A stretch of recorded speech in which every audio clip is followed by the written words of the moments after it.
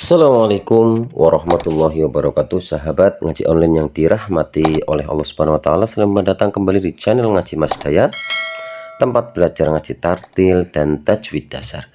Teman-teman, di video kali ini kita akan belajar bersama tentang cara membaca surat Al-Ahqaf ayat yang ke-6 sampai ayat yang ke-8, teman-teman ya. Kemudian kita akan uraikan hukum bacaan tajwidnya apa saja, teman. Kita akan uraikan per ayat, teman-teman ya. Jadi setelah kita baca, kita akan uraikan hukum bacaan itu per ayat yang kita baca. Oke, langsung saja kita baca, teman-teman. A'udzu billahi minasy syaithanir rajim. Bismillahirrahmanirrahim. Wa idza husyiran nasu kanu lahum a'da'a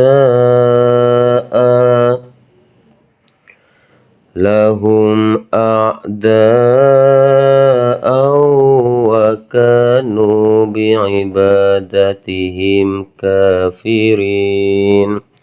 Oke, di ayat yang pertama, teman-teman ya, kita diperuntukkan di ayat yang pertama ini di lafadz wa idza. Apabila ada alif dan sebelumnya ada huruf berharokat fathah, maka dibaca panjang, maka dinamakan hukum bacaan apa, teman-teman? Mad tabi'i. Panjangnya cukup satu alif atau dua harokat. Kemudian husyiron nasu. Nah, di sini ada alif lam, yang mana alif lam ini tidak terbaca. Nah, makanya dinamakan huruf apa, hukum bacaan alif lam samsiah atau idgham samsiah. Kemudian juga di sini ternyata ada nun bertasjid, teman-teman ya. Dan dinamakan kalau ada nun atau mim bertasjid dinamakan hunnah, dinamakan hukum bacaan hunnah musyaddadah. Kemudian kanu lahum nu. Ini dah kita ketahui nu. Apabila ada wawu sukun sebelumnya ada huruf berharokat dhammah, maka ini dinamakan hukum bacaan mad tabi'i. Kemudian lahum di sini ada mim sukun bertemu dengan hamzah. Nah, ini hukum bacaan mim sukun dan dibacanya harus jelas. Ketika dibacanya jelas udah pasti, teman-teman ya, hukum bacaan idhar syafawi. Kemudian a'daan.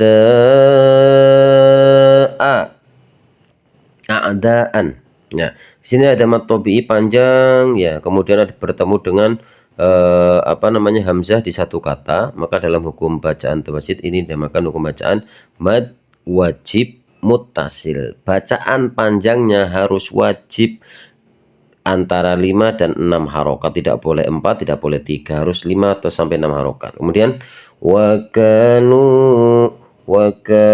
di sini ada matobi karena ada alif, sebelumnya ada huruf berharokat fathah. Nu ya, matobi lagi ada wawu sukun, sebelumnya huruf berharokat dhammah. Bi'ibadatihim kafirin. Sini himka. Hukum bacaan mim sukun ketemu dengan ka dinamakan idhar syafawi. Kemudian yang terakhir ini di akhir ayat, apabila ada mad tabi'i bertemu dengan huruf yang hidup kemudian diwaqafkan, makanya dinamakan ini hukum bacaan mad arid lisukun. Dan kita lanjut. Wa idza tutla alaihim ayatuna bayyinat qala alladhina kafaru lil haqqi lamma ja'ahum hadza sihrun mubin. Oke, langsung kita lanjut ke ayat yang ke-7, teman-teman ya. Yang ke-7 wa idza dza. Nah, ini udah pasti teman-teman, udah paham apabila ada huruf alif sebelumnya ada huruf kok berharokatnya fathah, maka dinamakan mad tabi'i. Tutla. Nah, perhatikan teman-teman, ini huruf ta. Cara membaca huruf ta adalah dengan mengeluarkan ain, karena huruf ta ini dinamakan huruf hamas. Hamas itu apa? Ketika baca hamas itu mengeluarkan angin sedikit. Jadi ketika huruf ini terbaca atau disukun, itu harus mengeluarkan angin. Jadi tut, nggak boleh tuk, dibaca kol-kolan nggak boleh, dibacanya mengeluarkan angin. Kemudian alaihim ini sama kayak yang tadi, teman-teman ya. ini yang ini dibaca idhar syafawi. Ayatuna bayyinatin. Nah ini apabila ada kasrotain atau tanwin bertemu dengan huruf kok dibacanya ya, maka dinamakan hukum bacaan ikhfa hakiki teman-teman ya. Kemudian qalal ladzina kafaru. Nah di sini banyak nih matobi teman-teman ya, ada ya sukun sebelumnya berhuruf berharokat kasroh, kafaru ada wawu sukun sebelumnya huruf berharokat dhamma, lil haqqi lamma. Nah di sini ada mim bertasydid dinamakan hukum bacaan hunah ja'a sama kayak ini teman-teman ya. Apabila ada mad dhamir bertemu dengan hamzah di satu kata maka dinamakan hukum bacaan mad wajib mutasil. Bacaan panjangnya kudu 5 sampai 6 harokat. Kemudian humha ada mim sukun bertemu dengan huruf ha dibacanya jelas maka dinamakan hukum bacaan idhar syafawi. Hadasih mubin. Di sini ada domatain atau tanwin bertemu dengan huruf mim. Dalam ilmu tajwid kita kenal dengan hukum bacaan idgham bihunna dan dibacanya ya pasti jelas mendengung memasukkan. Namun ini ya yang terakhir adalah mubin. Apabila ada mad bertemu dengan huruf hidup di akhir ayat maka dinamakan mad arid lisukun. Kita baca ayat yang ke-8. Am yaquluna iftarah qul in iftaraytuhu fala tamlikuna li minallahi syai'a huwa a'lamu bima tufiduna fihi kafa bihi syahidan baini wa bainakum wa huwal ghafurur rahim. Langsung lanjut kita ke ayat yang ke-8 teman-teman ya. Am ya ada mim sukun bertemu huruf ya dan terbacanya ini jelas maka dinamakan hukum bacaan idhar syafawi ya. Teman-teman ingat-ingat kalau mim sukun beda dengan nun sukun atau tanwin teman-teman ya. Kalau mim sukun bacaannya cuma 3, kalau nun sukun atau tanwin kan ada 5 teman-teman ya. Am yaqulu, nah ini ada matobi, kemudian ini ada matobi naftaroh. Nah di sini ini panjang ya, kita skip saja teman-teman ya. Qul in iftaraytuhu. Nah di sini tuhu panjang, ada hak domir kemudian dibaca panjang maka dinamakan mad silah qasirah. Fala tamli ya tam ya, ada mim sukun bertemu dengan huruf lam. Dibacanya jelas berarti dinamakan idhar syafawi. Tamlikuna li minallahi syai'a. Kita langsung sini teman-teman ya. Syai'an. Nah, ini aslinya kan syai'an.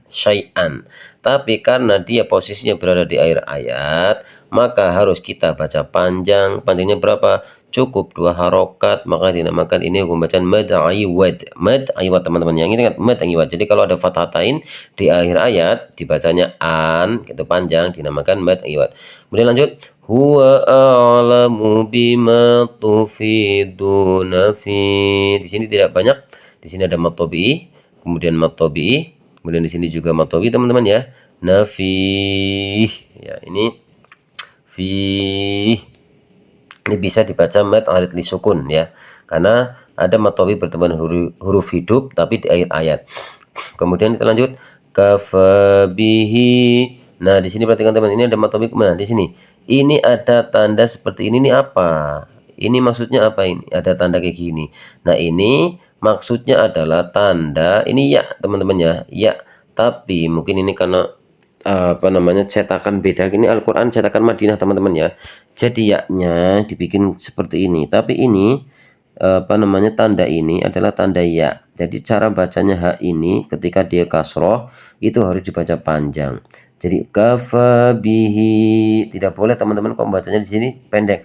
Kafa bihi syahidam. Nah, enggak boleh ya. Jadi ini adalah tanda ya karena ini Al-Qur'an cetakan Madinah teman-teman ya, biar teman-teman paham. Syahidam. Nah, di sini ada matobi dam. Nah, ini penting teman-teman ya.